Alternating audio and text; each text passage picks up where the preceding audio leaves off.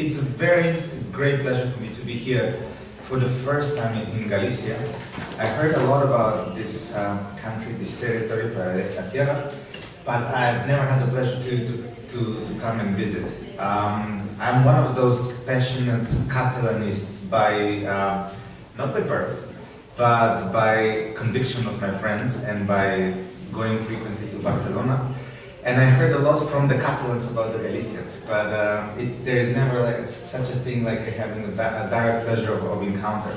And when we were talking with Fernando about what I should speak, I have actually offered to discuss something that I hold very dear to my heart, and that is the situation in the Iberian Peninsula. And the reason why I'm saying Iberian Peninsula is in order to be very politically correct and do not touch the feelings of anybody else.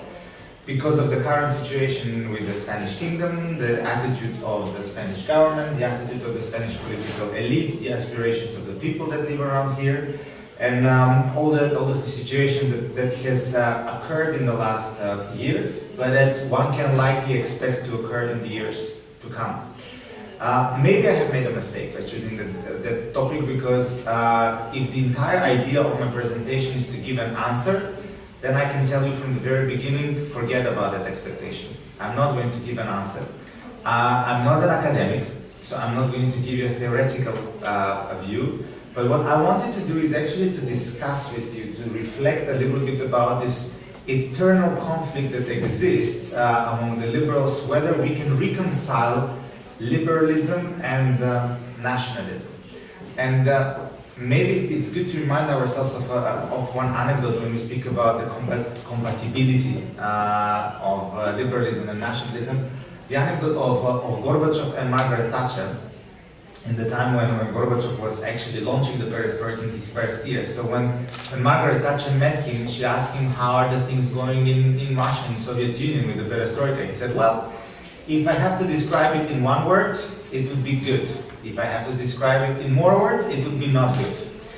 So this is basically how one can approach the question of the compatibility between liberalism and nationalism. And I would not put it in such a black and white connotation. I would rather use more, so to say, gray perspective. So if you would ask me in one word, are liberalism and nationalism compatible? I would say compatible. But if it is in more words, I would say very compatible. So why is it so that these two terms have actually always puzzled the liberals? Can we allow ourselves to be nationalists to a certain degree? Or can we say that in the postmodernist times that liberals have to reject any form of nationalism or any kind of form of collectivist belonging that should spur the freedom of the others? It's a very difficult question, because the complexity of it does not only come from our existence as social beings. It also very much touches the question that is very emotional, and it actually basically depends on one of the layers of identities that we have as individuals. When we touch a layer of identity that we identify ourselves consciously or subconsciously, then the question becomes very difficult to analyze, and it's not anymore in the sphere of theory, but it's in the sphere of human emotions, which makes it very difficult to differentiate, but at the same time it also makes it very difficult to establish the boundaries. There is another additional element that adds to the complexity of the issue, and that is, if I put it in my engineering mind, that is the question of the time vector or the time dimension. What looks to us at a certain historical perspective as an extreme outburst of, one would say, nationalism, might, after a certain period of time, be seen as actually some positive development that was helping the situation in a certain society to stabilize, to develop in a certain way. So it is indeed a very complex issue. The reason why I'm very much keen to discuss this topic is, again, the situation with the Spanish state or the Spanish kingdom, or whatever you would use as a terminology to define the major country that is existing on the Iberian Peninsula. And I relate it very much to what has happened in my childhood or in my youth days. You would not believe that when I hear the news from Barcelona or from Madrid or generally from this region, I have total flashbacks to what has happened in my former country, which is the federal Yugoslavia. At that time, we were growing up with this communist notion that nationalism is a horrible thing that we should all reject because it goes against the state. It goes against the very foundation of our multi-confessional, multi-religious, multinational Yugoslav Federation, and that any aspiration towards nationalism is aimed at destroying the state. We grew up with this notion that was embedded in the entire education system, in the rhetoric of the political elites, in the rhetoric of the intellectual elites, but also in the rhetoric of the education, that nationalism is basically an ideology that exists in order to terrorize the rest of the population for the benefit of only one small group of people that identify themselves with certain culture, language, and territory. In that sense, in that connotation, it was very difficult to understand that one is allowed to express their national feelings in protective manners, and the others are not. And the existing tensions in the Yugoslav Federation have just increased more and more with the growth of the so-called Serbian nationalism that was used by Milosevic at that time in order to impose himself as a leader. At that age, I was 15 years old? But I was very much touched by what was happening in my country. I remember that even though I was always considering myself to be a Macedonian, and when I mean Macedonian, I want to underline that I mean it in the ethnic terms and not in a regional term, because some people in the audience here might question the entire etymology of my Macedonian identity. I always knew that I was Macedonian, so whoever would ask me within the Yugoslav Federation, what am I would say I'm Macedonian. Whenever I would leave the boundary, and I would very often go to neighboring Italy or to Trieste, which you used to call in non-nationalistic terms Terst, I was always Yugoslav.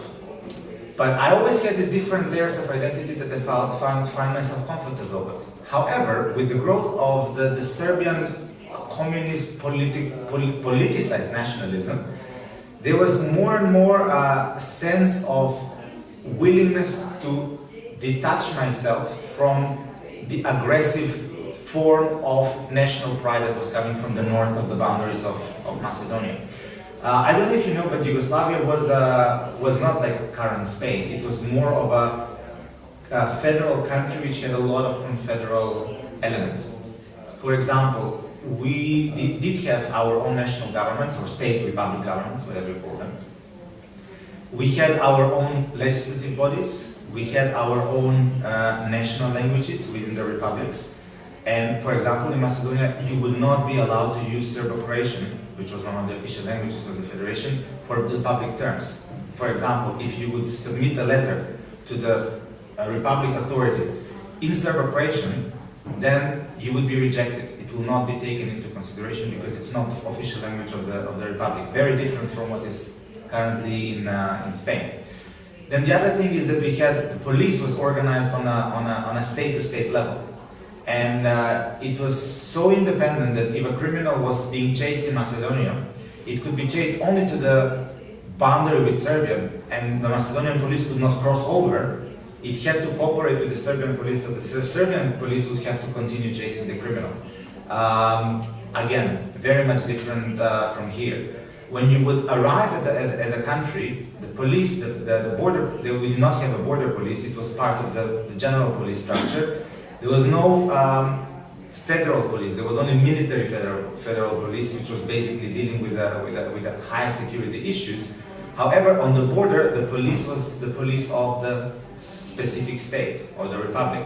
And that's why it was, for example, so easy for Slovenia to secede and declare independence, because what happened was that the policemen simply changed the uniforms from Yugoslav. They took them on the side, over at midnight, they put the Slovenian uniforms, put the different coat of arms on their heads, and they changed the guard. There were no policemen from Serbia or from Macedonia or from Bosnia on those boundaries.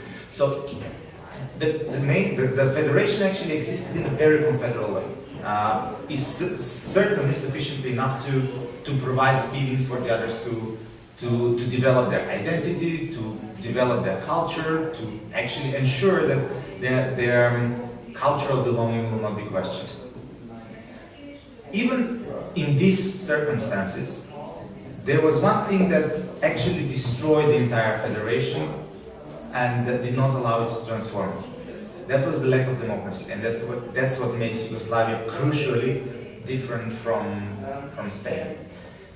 We did not have the possibility, neither we had the tradition, nor we had the knowledge how to express our dissatisfaction with the political elites and channel it in a democratic way. The only way that people use the channel towards venting their anger or venting their hidden aspiration was voting for those who were trying to play with their national feelings. Now, I can imagine people will start drawing parallels between the tendencies, and there are parallels. However, the entire democratic process and the entire democratic discourse makes the huge difference. What is really shocking for me from this perspective is the rhetorics. The rhetorics used by the center of power, by the great nationality or the great ethnic group that dominates the country, and the rhetoric used by the elites in the specific region which aspires to have stronger national identity or nationalism. I grew up to believe that the separatist nationalism is a bad thing, and that patriotism as a form of nationalism is a good thing. However, in that sense, a lot of people in Europe would see the Catalan nationalism as something negative, as it's destructive for the current existing state, instead of trying to reform it and to find a modus vivendi for everybody inside. But the current crisis actually shows very clearly that the Catalan nationalism is much more liberal, or much more individual, or much more freedom-oriented than the Spanish nationalism. If you compare the rhetorics of the Spanish political elites, you will find a huge analogy with the Serbian nationalism in the 80s, which actually led to the collapse of Yugoslavia. It was the Serbian nationalism that was assertive to the others. It was the Serbian nationalism that was looking at others in a very negative way, in the sense that everybody else is a threat, but we are the ones who actually are going to save the nation, save the country. It was a Serbian nationalism who was trying to look into the, so to say, other people's yards. And now I'm going to go back to the question afterwards of liberalism when I speak about other people's yards, that provoked the others to react in a very violent way. Very similarly, nowadays, we have the same attitude from Madrid. Everything that is coming as a proposal from Catalonia receives one simple answer from Madrid, and that is no. If there is a question of more political autonomy, the answer is no. If it is a question of a more fiscal autonomy, the answer is no. If it is a question of more linguistic autonomy, even though it's a huge linguistic autonomy, but it's still within the Spanish kingdom, the answer is no. If it is a question of a foreign representation of the certain territory, region, Catalonia, the answer is no. If it is a question of the self-perception as a nation, as the Catalans tend to present themselves, the answer is no. The more no comes from Madrid, the more freedom-bound nationalism will develop in Catalonia, and this is something that we have seen. And I said it very much touches me because I was subject to that. My mother is Macedonian, my father is anything but ethnic Macedonian. He's half Greek, half German predominantly. But even he himself, in the entire context of the Serbian nationalism in Yugoslavia, he was the one who came to the referendum, and we were actually on that day to a picnic, and we said, no, we have to come back by 7 o'clock and vote for independence of Macedonia. As I said, nothing to do with Macedonian ethnic identity, but still very much determined to separate from the, so to say, nationalism of the others. Was my father nationalist? I don't know. I said I grew up to believe that nationalism was horrible, but then in 1991, I interrupted my holidays and I deliberately went to the capital of Macedonia to protest against the Lisbon Declaration of then the European Economic Community, which said that it is not going to recognize an independent state that would include the name Macedonia. Was I nationalist? I guess I was. To be crazy enough to interrupt holidays just to go to the capital to join the protests and say no to the European Union. We are who we are and you're not going to change our identity. I guess when I look at it from today's perspective, it's a little bit even spooky how nationalistic can be. Is it a nationalism that when we started developing the independent state, my Greek grandfather bought me the nationalistic flag of the country, the lion that was the symbol of Macedonia in the 18th, 19th century. And he said, this is my present for you because you always wanted to see Macedonia as an independent state. You can put it in your room. Greek grandfather buying it. So basically, you would see that maybe while we were rejecting nationalism as such, we were all part of this collective psychosis of nationalism. That's why I added the vector of time. And it was the same me who at the first ever international liberal event that I attended in Strasbourg, which was called Multicultural Society versus Nationalism. I went there with a speech saying that nationalism is the most awful thing in the world. And when I met for the first time the Catalans from the youth of Convergencia, which is called the Nationalists of Catalonia, I told them, you're horrible people. You cannot be nationalists, you are liberals. Look at me, 20 years later, I analyze myself, I analyze what I was doing, and I'm chilled to the bones to realize that actually I was a pure example of nationalism. My family was a pure example of nationalism. Now, that's why I said from the very beginning it's a very difficult and very complex issue that when one touches someone's identity, then it's very, very difficult to differentiate what is a theoretical perception of one issue and what is the real so to say, situation on the ground and how one would identify the things. I mentioned earlier one topic that is crucial for the liberals, and it has always puzzled us. We define liberalism as freedom, but freedom not unlimited, freedom as long as you do not impede the freedom of someone else. And this is where the problem comes. If you're not impeding the freedom of someone else, that means the other person's perception of freedom is also going to try to seek where that collision would come. That would mean that when it comes to the question of identity, both freedoms have to meet themselves at a certain point and establish a boundary. The boundary will have to then be flexible to go one side or the other side, but it will always be a question of interpretation of the two sides. And it will be always a question when it comes now to the layer of national identity, where the boundary can actually stretch to. So here comes the basic problem that the liberals always encounter. Where does my freedom end so that it does not impede the freedom of the others? And in the question of nation, nationality, ethnicity, this is a very, very huge challenge for every liberal. It is, and it will always remain to be, as long as we understand that we live in societies based on states that are, so to say, more or less based on the notion of the 18th and 19th century of the European states. It was shocking to read, for example, the other day, an article in July, an article by one of the major liberal thinkers of Egypt, who actually was even president of the Network of Arab Liberals. It's a famous Egyptian author, writer, who was in jail for some time. His name is Wael Navarra. In a shocking article to me, he wrote that Muslim Brotherhood should be banned because the notion of their existence is illiberal, i.e., they exist in order to eliminate the Egyptian nation state and to set up the new Muslim caliphate across the Middle East. And as such, they are an enemy to the state, as such, they are enemy to the system, and as such, they should not be allowed to exist. A liberal thinker coming with this kind of rhetoric. Of course, my reaction was, while can we talk, I really have huge question here, what is liberalism and what is not, because from my understanding, democracy can go in such a way that actually you can abolish the state as a nation state and set up a new system of governance that would be, so to say, something that is going to be closer to the people's hearts. Societies are not supposed to be defined in one or another way, but are actually expression of the will of the people. He said, I have nothing to discuss with you on this. The answer is very clear. There is nothing but the nation state existing on this planet at the moment.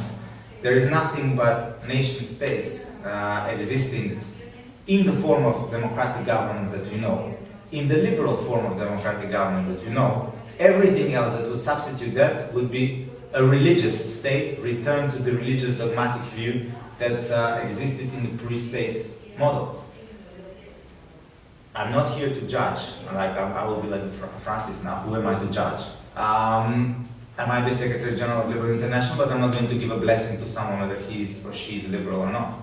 But the question is this actually a liberal way of thinking? I don't know. Let's discuss it. But the most interesting challenge is again the question of freedom. How do we make sure that whatever we express is not limiting the freedom of the others? And in that sense, when we relate it to nationality and nationalism, maybe the best example is to look at the Brits. With all the current tendencies, or the English, with all the current tendencies in Europe for strengthening of the local identity, which would lead maybe to creation of new nation states or new sovereign states, to which the liberals have never had anything against. On the contrary, we believe in smaller states, we believe in subsidiarity, we believe in government that is closer to the people. So if it is a smaller nation, so be it. The Brits are very Calvinistic and they're very rational in this sense, or the English, which can be very easily seen in the question of the quest for Scottish independence. Everything that Scottish are asking, they say, well, the idea is a little bit crazy, but if you really want to do it, do it. Oh, we want to have a devolved power. Really? Yeah. But do you know that it costs? Yes, we want it. Fine, there you go. There you go, you have it. Oh, but we want to have our own health system. Don't you think that the British one is good? No, we want to have our own health system. There you go. You have it. But we want to have our educational system that we had for centuries. Fine. You have it. We're in a union, but we insist on having our own legal system. You know that the Scottish do not follow the common law, like the English or Irish. Fine. There you have it. Oh, but we do not want to have the English pound or Bank of England on our nose. Fine. There you go. You have the Scottish pound.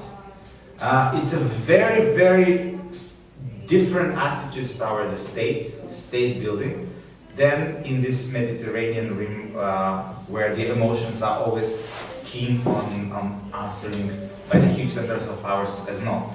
As a result of that, or even in the last 2 years, we want to have a question on the referendum that is going to be multiple answer question, 1, 2, 3, whatever. Yes, no, max, digo, whatever. The English said, fine. We think it's a very stupid idea, we want to have a clear answer. But if you really want it, fine. Oh, but we want to have our own election commission. We don't want you people from London to come and count our votes. Really? But that costs a lot of money. You're going to pay for it. We're not going to pay for it. No, you have to pay for it. Okay, fine, we'll pay for it and have it the way you want it. Very interesting attitude, so that the Scottish, in the end, are not very much even keen on the idea of independence, because it doesn't really mean anything substantially different from what they have at the moment. And this is why the public opinion polls at the moment indicate that the Scottish independence vote will not get more than 42%. However, interestingly enough, if there is a referendum in England whether Scotland should be kicked out of the Union, 70% would vote yes.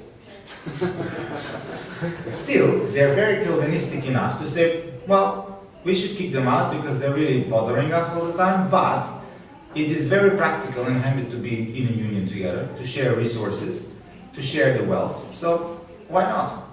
Also, I mean, apart all of these things that exist, from Scottish pound to Scottish judiciary to health, policing, everything, do you know that actually it is the Scottish MPs that have decision-making influence on the education and health system in England, while the English do not have in Scotland?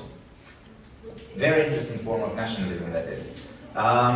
For example, the tuition fees that has been increased in the last 3 years, and I guess you might know it because the Liberal Democrats have been attacked for being inconsistent on that issue, have been passed in the UK Parliament in Westminster with a support of all the Scottish MPs.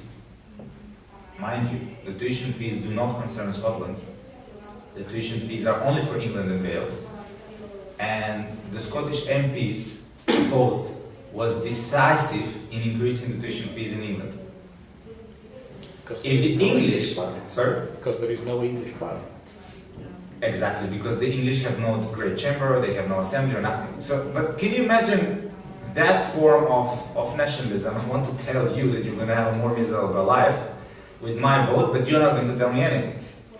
Still, the English are tolerated because they calculate that for them it is better to live in a joint union that has been there for 300 years rather than to split it. Now, if it would have been a wishful thinking to have such an elite in Spain and explain the Spanish that it's actually not a dramatic thing, that you can actually share the territory with somebody else in a different way. I do tend to define myself as very sympathetic to the Catalan independentist cause, but at the same time, I love Spain. I mean, how can you not love a country with a mayor like Ana Botella and this relaxing cup of café con leche? It's simply, and there is, how is it? There is nobody enjoys life like the Spanish people do. It's, of course, it's a country that simply makes you love it. Right, so I mean, that's what I'm telling all the time to my Catalan friends. Calm down, calm down. I know it's very difficult to resist the aggressiveness of Madrid, but do your best not to destroy Spain. I'm not giving a recipe how Spain should be reformed, whether it should be federation, confederation, a state union of, I don't know, Madrid and Barcelona, whatever, but try to find a modus vivendi where you can actually satisfy the aspirations of everybody. Again, I could have quoted, I have quoted some Hayek from other liberal thinkers, what is nationalism, what is not, what is liberalism, what is not. But I would rather leave that for paper. What I would enjoy now more is to discuss with you about these notions: liberalism, freedom, expression, individual identity, collective identity, nationalism, and how to handle it. I deliberately did not speak about Galicia because I'm afraid that I do not know much, so everything that I might say might be interpreted completely wrong.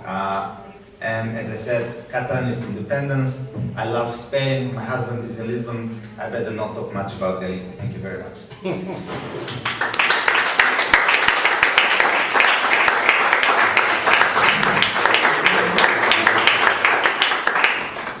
Have you actually heard about this, the problem between Macedonia and Greece over the name of the country? I mean, Macedonia is also this country, not only tutti frutti salad. So I'm not a fruta, I'm still human. In Spain, people know about Macedonia, but Latin America, when I say Macedonia, they look at me like, okay, why are you joking with us? It's like but speaking in the forms of nationalism, there has been this dispute going on between Macedonia and Greece, which has been political in the last 22-3 years, since Macedonia became an independent country, and Greece challenged its right to use the name or the term Macedonia to identify the new state with. However, it is a problem that goes much back in the history. And as long as you want to go back here in the Iberian Peninsula for 100, 200, 300, 400, 500, 700 years when the boundaries were established, you might know that Macedonia and Greece belonged to the Ottoman territory, which existed for about 5 centuries in that area. And that entire area is still being reorganized from Bosnia, Kosovo, Macedonia, Syria, Lebanon, Israel, Jordan, Kurdistan, you name it. It's still very much under construction. The problem between Macedonia and Greece is actually very much within this context of this collapse of the Ottoman Empire and the birth of new nation states. I hope nobody's reporting anything, but the major, so to say, national paradigm that exists in the Republic of Macedonia is that the Macedonians are Slavic people who are specific nationality that have developed on the territory of the geographical region of Macedonia, that they have through time established their own language, their own culture, their national aspiration for independence in the 19th and the 20th century. The reality, if you see it on the ground, basically the Macedonian nationalism and the Macedonian national identity came as a resistance to the growth of the national identities of Serbia, Greece, and Bulgaria.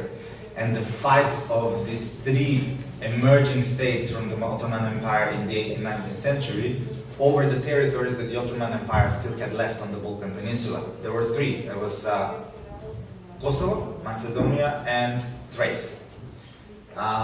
So basically, the struggle between these countries to capture this or seize these territories, especially Macedonia, has led towards the local population revolting against the different influences. In particular, because there was within one family, one son that would fight for the Serbian army, the other son for the Bulgarian, the third one for the Greek. The religious influence was there as well. That the church from one church that was dominated by Constantinople, Istanbul nowadays, suddenly split into three churches, so the religious services became different. The identity of the local population started to develop in a form of resistance towards all these influences, and in principle, this is how the Macedonians popped up over there as a separate nation. You can deny, I don't know, this is how I see that it's logical. Apart from this drama that it existed there for centuries. What happened with the establishment of the Macedonian nation as a separate part of the Yugoslav Federation in 1944 is that nobody speaks nowadays, but Greece objected even at that time that there was a separate state of Macedonia created in Yugoslavia. And actually nobody speaks today that the first United Nations Security Council observation mission that was ever sent in the world was sent on the northern Greek border to observe the incoming irredentism from the north.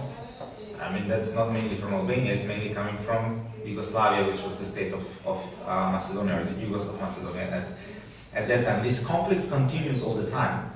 As I said, I have partly Greek origins, so I had always this conflict within my family that I was saying that I'm Macedonian.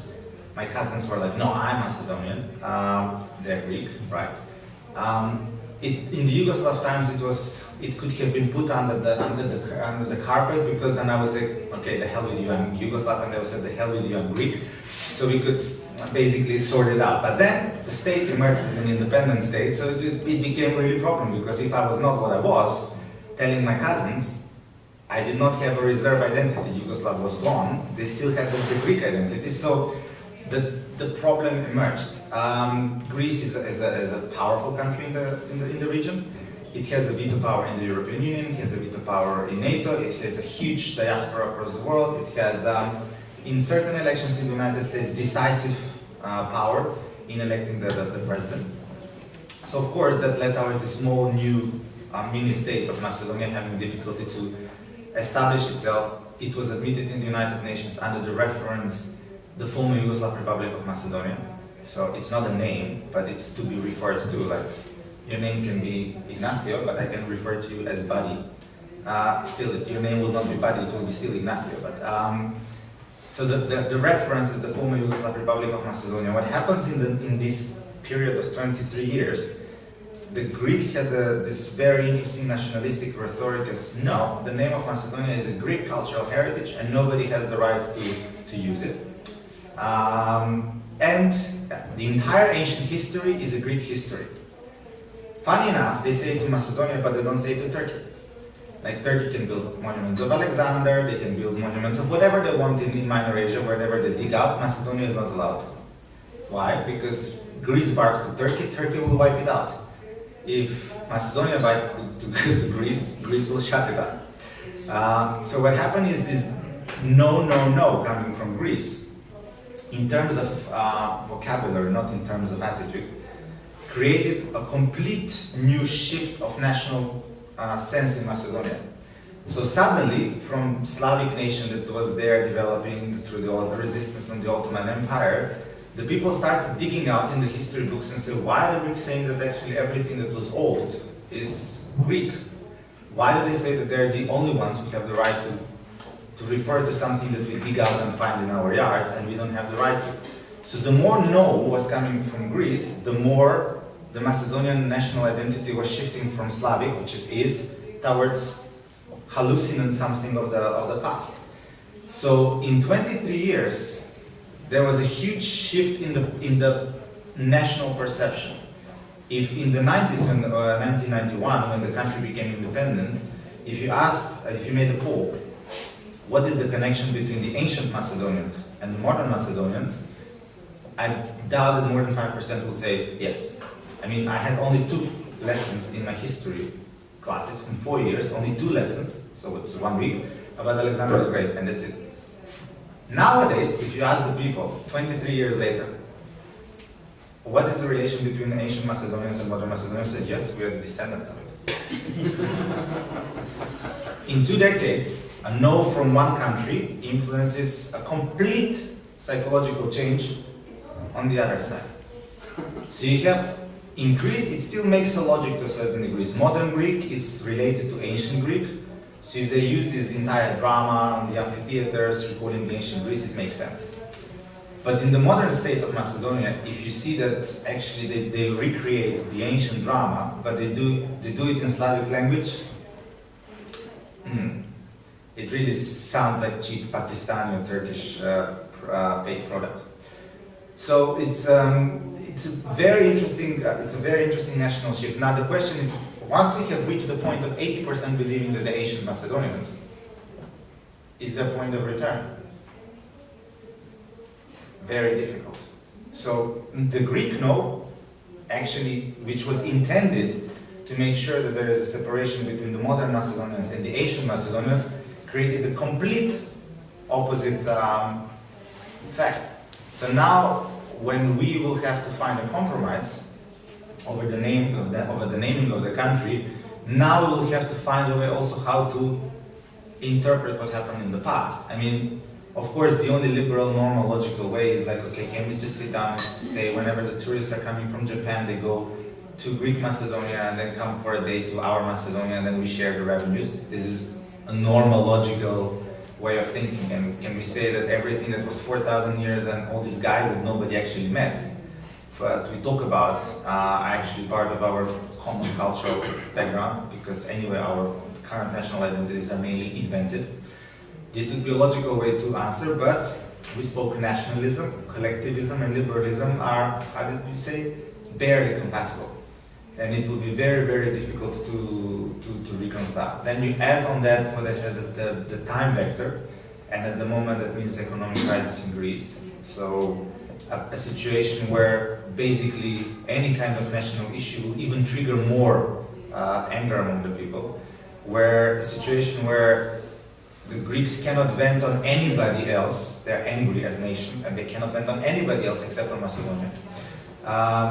To tell them, no, this is actually, even this you have to cut off, it's very, very difficult. So it's a situation, it's a very ridiculous situation where you have to understand the suffering of your neighbor and why they're barking at you, and then accept how to act in this way. So you start barking at them, but then you put the border, and then you bark each other across the border, but do not try to mess each other up.